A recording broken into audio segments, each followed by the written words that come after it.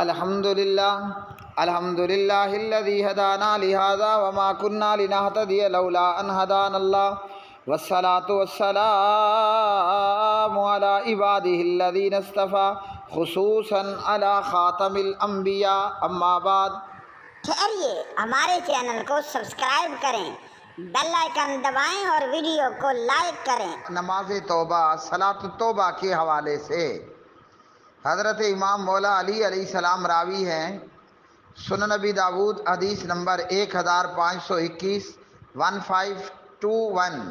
علامہ محمد ناصر الدین البانی رحمہ اللہ سنن نبی داود میں فرماتے ہیں کہ روایت صحیح ہے۔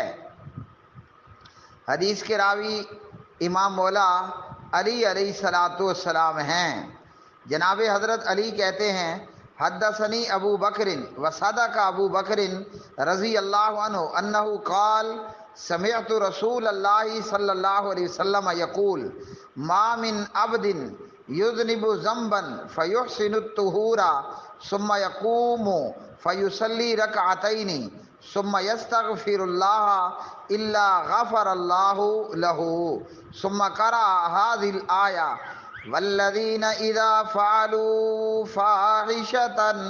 او ظلموا انفسهم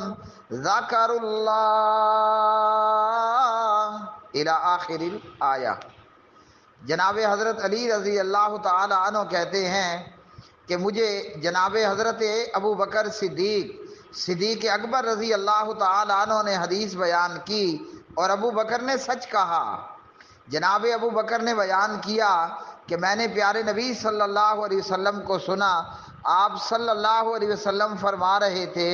کوئی بندہ ایسا نہیں جو کوئی گناہ کر بیٹھے، یعنی جب کوئی آدمی گناہ کر بیٹھے پھر گناہ کرنے کے بعد وہ وضو کرے اچھی طرح، پھر وہ بندہ کھڑا ہو اور 2 رکعت نماز ادا کرے اور اللہ سبحانہ و تعالیٰ سے استغفار کرے، یعنی وہ یہ کہے کہ استغفر اللہ یا یہ کہے کہ رب اغفر لی۔ جب اللہ سبحانہ و تعالیٰ سے استغفار کرتا ہے تو اللہ وحدہ لا شریک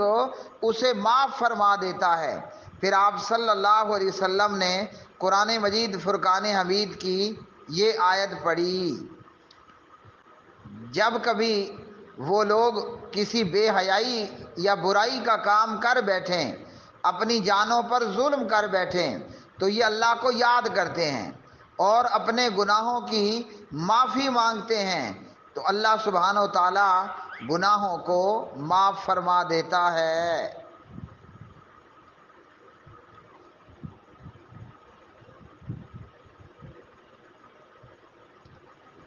اس حدیث سے ہمیں معلوم ہوا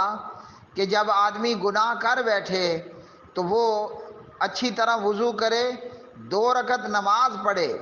اور نماز میں اور نماز کے علاوہ نماز کے اندر بھی استغفر اللہ کا ورد کرے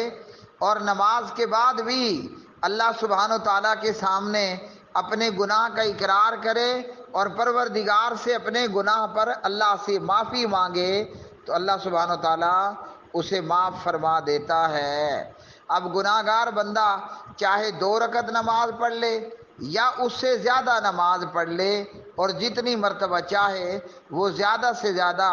استغفر اللہ اور رب اغفر لی کے ساتھ اللہ سے دعا کرے، پروردگار گناہ کو اور گناہوں کو معاف فرما دے۔